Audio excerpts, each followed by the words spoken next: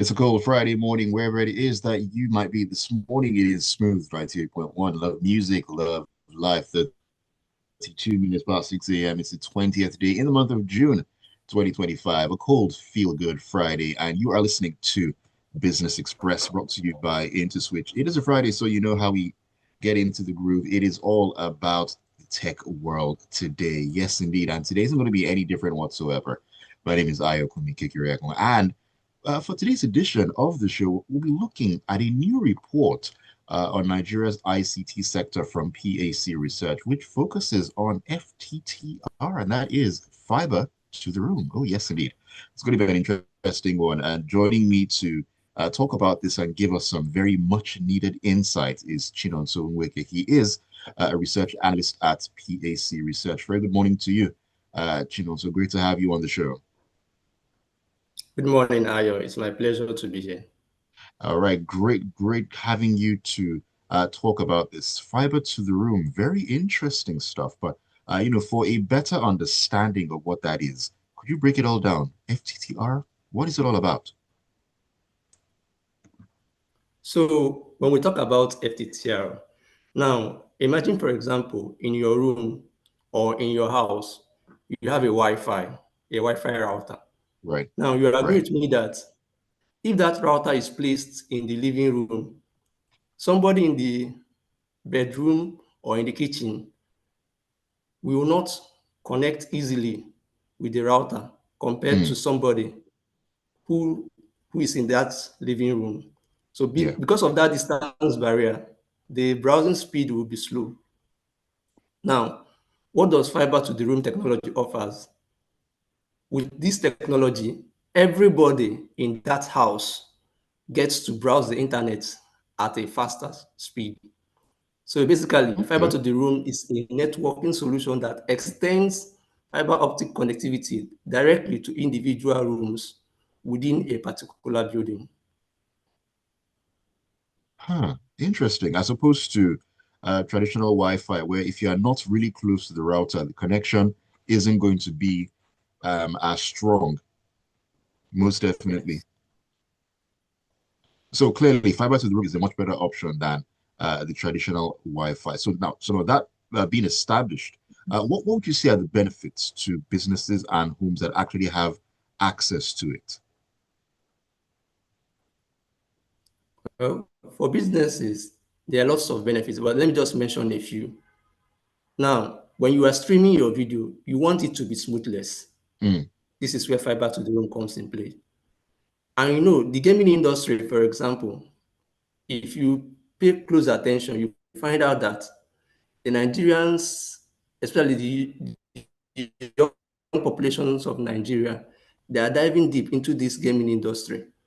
And yes, as at indeed. 2024, this industry is valued at about 169 million US dollars. Nigerians, I can tell you, are making money from this industry. And this industry demands that you have a strong internet connection. Fiber to the room offers you that. You want to download large files, you want it to be fast, you want your video conferencing to be smoother. This is where fiber to Mm, the room comes in play. So anything about speed in the internet, you need fiber to the room to make it happen. mm. I can just imagine all the interesting stuff that people can actually get up to with FTTR. And truly, like you said, for those who are in the gaming industry, having spotless and absolutely fast internet connection is more or less a requirement if they're going to be at the top of their game, wherever it is that they're doing their gaming, and of course making a whole lot of money, as you mentioned. That industry is kind of slept on, but we're beginning to pick up in Nigeria, and young people are making quite a bit from that. And I wish I paid more attention to games when I was younger. But anyways, uh, I, I I mean, it is what it is at the end of the day. So we can say the same for homes as well. I mean, you have different people who are within a home who have different requirements when it comes to internet. Those who have to do meetings or international conferences, online schooling, and all that. All Yes, of them within the home can benefit greatly from FTTR, correct? yes, definitely. Yes. Hmm. Okay, now They let's very much can benefit. Good. Okay, now let's talk about the reports. Now, it highlighted a Nigerian firm, that's Legend Internet PLC. What strides have they actually made when it comes to fiber to the room? Well, this new company, actually, I call them the new tech guy in the market because they recently listed on the stock exchange on the 24th of April. So ever since, they've been making headlines so far. Just last week, their share price appreciated by about 2%. And then as at Wow. yesterday, the stock closed at 7.2 per share in the Nigerian stock exchange market. Now, Legend Internet is one of the fastest growing fiber internet service providers we have in this country. It has connected over 200,000 homes since its operation in Nigeria. It has deployed more than 250,000 meters of fiber optic cable in the country. All this is Mhm. to make high-speed internet accessible to more Nigerians. And it currently has a stronghold in Abuja, and it plans to expand within the country in the future. So Legend Internet, well, I say they are a company to look out for when it comes to fiber to the room technology. Hmm.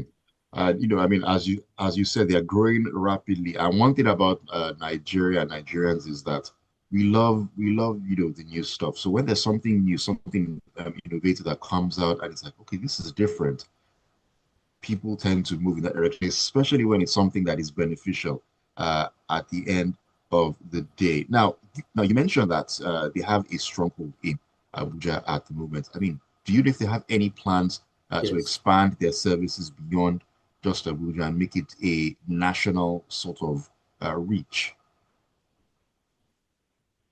Well, obviously, like every other company, they have plans to expand. For Legend Internet, they plan to expand its fiber to the room technology to over 1 million homes in the next 5 years. This is, for me, is a big target, and it also is part of their mission to empower communities and make their internet speed access highly dependable. Well, I believe they can achieve this goal because as at 30th of April this year, they recorded a revenue of over 290 million. And this revenue Hmm. was basically due to the subscription in their fiber and Wi-Fi and airtime services. So if the company remains focused and with the proper management, I believe they can achieve their plans and expand beyond Abuja and to the rest of other states in Nigeria. All right. We'll see how that one pans out. Definitely keep my eyes open for that. I mean, since they're the new big boys in the fiber optic sector. Now, let me come back to your report. Now, it revealed an interesting stat that shows that as far as FTTR commercialization actually goes, sub-Saharan Africa lags behind the MENA region, that's the Middle East and North African region, Europe and Asia as well. Why is that? The two factor I can pinpoint, the two major factor I can say that is responsible for this lag in the adoption of FTTR is low awareness and the costs associated with it. Now, yes, we all know that distance is a barrier when you have to use your Wi-Fi. We are aware of that. Hmm, Everybody knows that it is a common knowledge. But majority of Nigerians don't know that there is already a solution in place. And since we don't know that this solution exists, there is no demand for it. And if there is no demand for it, other internet service providers will hesitate before investing their money to true. develop this kind of technology in Nigeria. Also, we know that the cost of this technology is a little bit on the high side because it has to do with running fiber cables throughout a building. You have to run the cable in various rooms of the building and also in the like call it optical converging points. So the cost and as well lack of awareness are the major factors affecting the adoption of this technology in sub-Saharan Africa. Okay, so looking at what you just said now, what then would be the next step in order to boost FTTR commercialization within the sub-Saharan Africa region? I mean, you mentioned that the key thing is the lack of demand. So are we saying that that is the only thing or the most important factor in this? Okay. The most important is lack of awareness, which leads to the lack of demand. Now, to solve this problem, it requires a partnership between the government and the private sector. I mentioned earlier about the costs associated with it. How can the government play a role? The government can promote the local manufacturing of fiber and optical equipment, Okay. or they can as well offer subsidies and tax incentives to companies that are deploying this technology, especially in underserved areas. Also, in area of awareness, public awareness campaigns can be run and people can be enlightened on the benefits of this technology. As well, investments in the training programs for fiber technicians and engineers who will manage, repair, and upgrade this technology for individuals is also necessary. I believe these few things can as well boost the adoption and commercialization of this FTTR, especially in Nigeria. Hmm. Well, I'm actually hoping that it pans out just the way that you have said. So very interesting insight this morning. But before I actually let you go this morning on the show, looking at the current environment where FTTR is concerned, and from what you've seen and experienced, do you think that any other companies within the country will be adopting FTTR in the nearest future? Well, globally, FTTR has been in place. Let's say, for example, we have China's Unicom. They are already adopting the technology. Orange in France, they are making use of it. Telecom of Malaysia, Telefonica of Spain, these companies and so many of them have already deployed the technology and they are helping their customers enjoy the benefits of this. However, in Nigeria, we only have Legend Internet. They are like the pioneer of this technology in this country. And they using this technology, I mean Legend Internet, they are using this technology because they've partnered with Huawei Technologies.